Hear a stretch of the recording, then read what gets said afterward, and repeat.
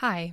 So this is going to be a sort of addendum to my Genshin video. I'm going to do very minimal editing here because I want to get this out relatively quickly. It's already taken long enough. The thing I got the most backlash for by far was my thoughts on Linnea. I definitely want to apologize for the harsh tone I took when talking about her. I wrote that section in an angry state of mind and I should have edited it to be a bit more objective. I understand that a lot of people think I'm ableist now because of the way that I spoke about a character that people feel is autism coded. Yes, I know that people on the autism spectrum may have a difficult time picking up on social cues or personal space, and that Linnea struggles with both of these. Yes, I know about special interests and that Linnea's has to do with wildlife. I never meant to diminish people with autism, and if I hurt you with my words, I'm so sorry for that. I just want to put my thoughts into a little bit more context. First off, I went to school to become a teacher. I have a bachelor's degree in early childhood education, so I'm familiar with different disabilities and what those look like for students. I knew all of this when I wrote the video. Though I'm not currently a teacher, I work with students at different ability levels regularly at my job.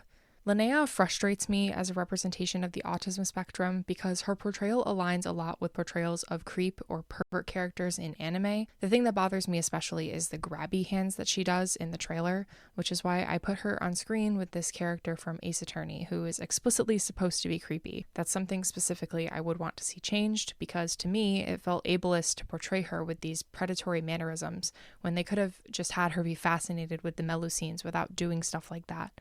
This comes down to agency, like I said in the video. Linnea has no control over how she's represented because she's not real. I've literally had college professors hammer into my head that characters are products and reflections of their authors, and that they are not autonomous and should not be discussed as such. It's instead a reflection on Hoyo that they decided to portray her that way. Everything else about her, I guess I could take or leave. So that is what I should have said about Linnea. Again, I'm so sorry if my comments about her hurt anyone. I should have spoken with more tact and not used the harsh words that I did. Similarly, I have gotten lots of accusations of racism because of what I said about Natlan, specifically about thinking a gladiator plotline would have worked better than the canon plot. I think ultimately for me this comes down to war not working as a divine ideal in concept, which is something I also said in the video, because gladiators was the first thing that came to mind as a way that an archon could uphold war, just as the other archons uphold their ideals. This idea had nothing to do with the race or culture of the characters from Natlan, but I can see how it might have come off that way. And again, I'm sorry for that. A lot of the Natlan stuff, and also the stuff I said about Nefer, must be viewed in a historical context. Like at the end of the last video, I made kind of an offhand comment about how Nefer's plot about receiving discriminatory treatment by the academia kind of falls flat for me, and I realized after seeing a bunch of comments about that too that I should have explained myself more. I wasn't intending to imply that people with pale skin don't experience racism. That's of course something that happens a lot, but Nefer comes from an area in the game where mostly people with tanner skin live, and I know that it's implied that she's not actually from there, but I think the point still stands. In Nefer's story, she gets a chance to study at the academia, but she quickly notices that the assignments that she's been given are easier than her peers. It's obvious from the context clues here that the school sees her as less intelligent because of where she's from. This is based in real life, of course. People of minoritized races, especially black and brown people, have been historically perceived as less intelligent than fair-skinned people. There are countless examples of these groups having their intelligence and humanity undermined through incredibly racist propaganda. It's the fact that they chose Nefer as the character to experience this story out of all the people who live in the desert who have darker skin is what makes it fall flat for me. I don't want the characters I like to experience racism in the game, but if Hoyo is going to try and tackle these themes, I want it to be respectful to the painful history that those themes are inspired by. Even though I'm explaining myself a little more clearly, maybe I'm still wrong. I just wanted to touch on that to make my thoughts more obvious, which I should have done in the original video. I also want to address my discussion of the fan service in the game. No, I do not hate revealing designs in principle, and it has nothing to do with the fact that I'm not attracted to women. There are plenty of revealing designs that I think are really beautiful and well done, and I myself enjoy dressing in cute little outfits, as you can see by the Sona design that I made that everyone hated. Again, it's partly about agency, like I said earlier. I can choose to represent myself how I want, and this design is actually pretty close to how I dress in real life. But I have also had people coming after me for not taking fan service into account when it comes to the male characters because I didn't mention Lowen. First off, I wrote that video before all of that content came out. I basically only knew what he looked like, and I met him in Varka's quest when I wrote the script, and he had like 3 lines in that quest. The video took a long time to edit, so I couldn't keep up with all of the current content, but I also think it's important to give some more attention to the fan servicey elements of the male characters. Lowen enjoys combat and makes these crazy facial expressions when he fights. A lot of Flynn's dialogue could be interpreted as flirtatious, and even if it's not, his gentlemanly personality is fan servicey too. Linny wears garters and tights and stuff, and he also gives the Traveler a rainbow rose. Goro is a dog boy with a crop top. You can see how it's usually something different with each character, but with the women I feel like it's always the same and very surface level. She has bare legs, therefore she's fan service. She's a tsundere, therefore she's fan service.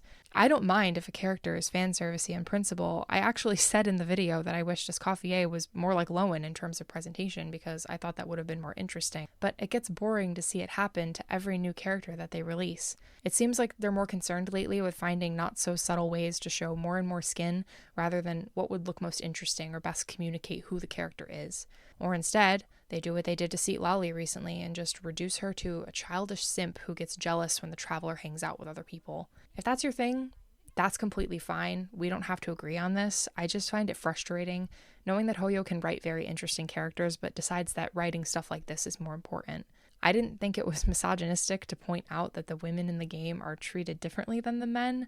Quite the opposite, actually. But again, maybe I'm the one who's in the wrong. And no, just because I think a villain is interesting does not mean I defend or condone their actions. Dottore is an interesting villain with interesting motives, but I obviously do not think that anything he did was right. Dottore isn't even one of my favorite characters or anything. There's actually quite a bit I don't like about the way he's written, but people have always liked villains in other media, so I'm a little confused about where that particular criticism is coming from.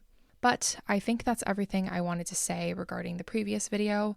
I also have not been deleting comments as I've been accused by several people. I know you kind of just have to take my word for it, but there are over 7,000 comments on that video now, and a very large amount of them are negative. And that's aside from all the Twitter hate that I'm not looking at because I haven't been on Twitter in years. And just a side note, it's been brought to my attention that someone on Twitter is pretending to be me. I genuinely cannot believe it's that serious. So if you see anybody called Candybug on Twitter or TikTok or anywhere else except for Instagram or YouTube, that is not me. I haven't even really been reading comments recently because it's so overwhelming. I promise you, I do not have time to go deleting comments that disagree with me. If your comment disappeared, it could be for one of the reasons that I'm going to put on screen now. So thank you in advance for giving me grace with this video. I have other ideas for more lighthearted, non-Genshin videos as I will probably take a break from the game. After all that's happened, I honestly feel like I can't even look at this game the same way anymore. This fandom is so incredibly toxic, and I guess I was stupid to think that they wouldn't jump down my throat at every turn. I'm also confused because some of you seem to think this is like a psyop, like I'm putting this video out for a reason or getting paid to do it, instead of it being a video that's not very good because it's my first one where I wanted to talk about my feelings about a game I liked, or that I wanted to get it out before Snezhnaya so that my points wouldn't lose relevance, and because this game comes out with updates faster than I can keep up with, or because I made it about a popular topic so people get recommended it easier. Not everything is some kind of conspiracy. You can feel free to say how much you think I'm a waste of space or whatever.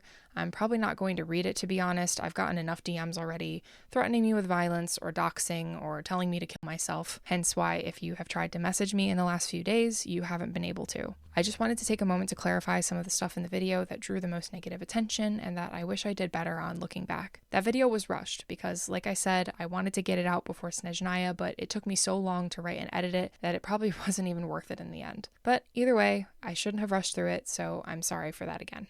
I don't know if it will help to make this, but I guess the least I can do is try and amend some things. Thank you again if you've said anything nice or if you've been constructive with your criticism, and I'm sorry my first ever video had to go this way. I'm sorry if your nice comment got buried by all of the negativity. Maybe I'll see you soon for a different topic, but I'm honestly not sure after the way this went. Bye.